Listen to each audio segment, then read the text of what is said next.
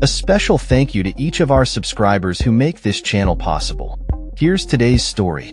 In a dramatic twist of political banter, President Donald Trump has once again ignited controversy with his comments directed at Congresswoman Ilhan Omar, a Democrat from Minnesota.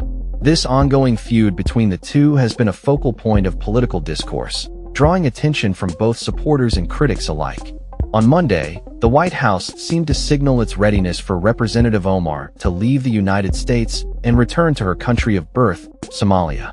This assertion was underscored by a provocative image shared on social media, depicting Trump waving goodbye from a McDonald's drive-thru window, a moment captured during a campaign stop in Pennsylvania back in October 2024. This post came in response to a video clip where Omar expressed her lack of concern regarding deportation, stating, "I have no worry. I don't know how they'd take away my citizenship and deport me."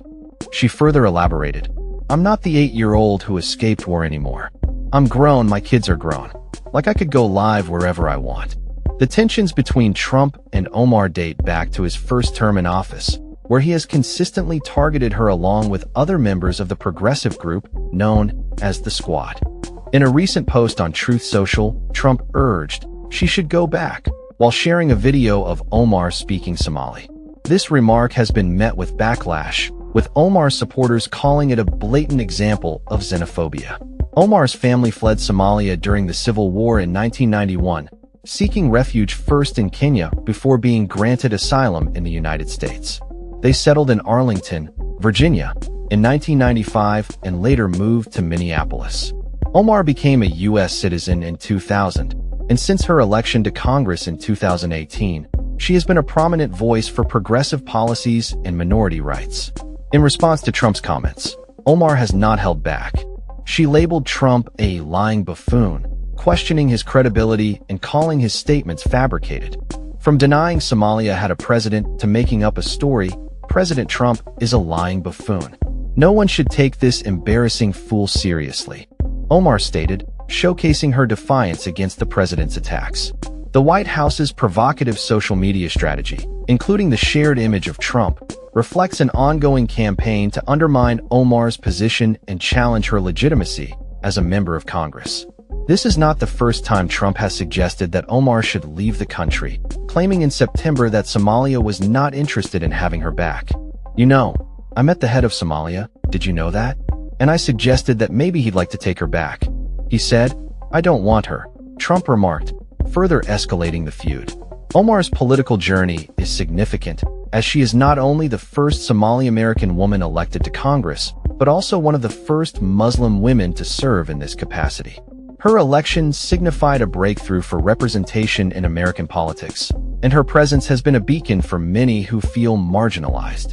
As the 2024 election cycle heats up, the exchanges between Trump and Omar are likely to intensify, with both sides using social media as a battleground for their respective narratives. The ongoing feud raises critical questions about race, immigration, and the political landscape in America, particularly regarding how public figures engage in discourse about identity and belonging. Omar has consistently defended her stance and the values she represents, emphasizing that her presence in Congress is a direct challenge to the hate-filled rhetoric often perpetuated by Trump and his supporters. In a 2019 social media post, she accused Trump of stoking white nationalism due to his anger over her and others serving in Congress.